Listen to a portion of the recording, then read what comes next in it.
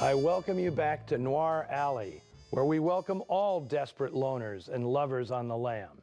I'm Eddie Muller, your navigator through these dark and troubled waters. Now, if there's such a thing as the perfect noir storm, it's what I offer you today.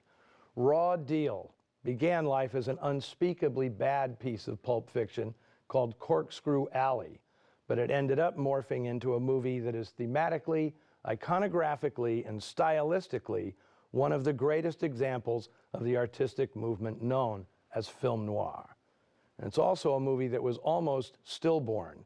When Eagle Lion Studios submitted the script to the Production Code Office for approval, as was required of every production back in the day, Chief Censor Joe Breen responded in no uncertain terms. He called the script, quote, completely and utterly unacceptable under the provisions of the Production Code, and a motion picture developed from this screenplay could not be approved. Its unacceptability stems from the overall low moral tone. It is a sordid story of crime, immorality, brutality, gruesomeness, illicit sex, and sex perversion, without the slightest suggestion of any compensating moral values whatsoever. Now, Breen's backlash was almost unprecedented. He was basically saying, don't make this movie. But the honchos at Eagle Lion, particularly producers Brian Foy and Eddie Small, were shrewd operators. They hired Joseph Breen Jr., son of the PCA boss, as their story editor. And Jr. assured his dad that the script of Raw Deal would be altered to accommodate all of his objections. Well, the studio made exactly the picture it wanted. Writer John C. Higgins, cinematographer John Alton, and director Anthony Mann had put Eagle Lion on the map with their previous film, T-Men, and the studio rallied around this team, eager to see what magic they'd conjure next. Now, the source material may have been abysmal, but it had an elemental appeal, and from it, Higgins crafted a relentless story featuring archetypal characters and situations. I'd go so far as to call it mythological noir, a nocturnal fantasia of pure pulp. Mann and Alton distilled the script into a deeply satisfying roux, one that drew on 2 decades of fermented hard-boiled tropes. Now, it's the film's fresh twists that give it even more spice. The bad girl, redoubtable Claire Trevor, and the good girl, a radiant Marcia Hunt, wage war for the soul of homme fatale Dennis O'Keefe, a gender spin on the usual triangle. Listen, if it makes you feel any better, try and think about it this way.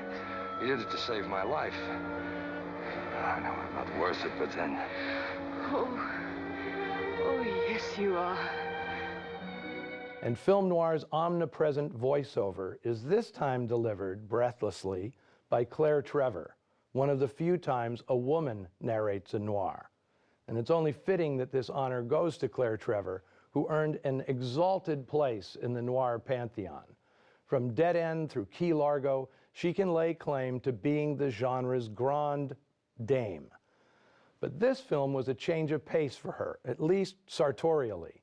Typically in her noir films, Trevor had dozens of costume changes, all accompanied by a dazzling array of elaborate hats. Check out her wardrobe in Murder My Sweet, Crack Up, and Born to Kill. There's got to be 30 costume changes just in those 3 pictures. But here, the poor woman is on the lam, stuck in one dress for the entire picture. Now, another atypical aspect of Raw Deal is its score. Composer Paul Sawtelle created it with a theremin, an electronic instrument in which the frequency and amplitude of sound is controlled by the player's hands, which never come in contact with the instrument. Something about this sound, matched to John Alton's imagery, well, it makes Raw Deal unforgettable. Now, when he was making B films, Anthony Mann would find the 2 or 3 scenes in a script where he could really cut loose. And he'd shoot those first, applying everything in his artistic playbook to create extraordinary set pieces.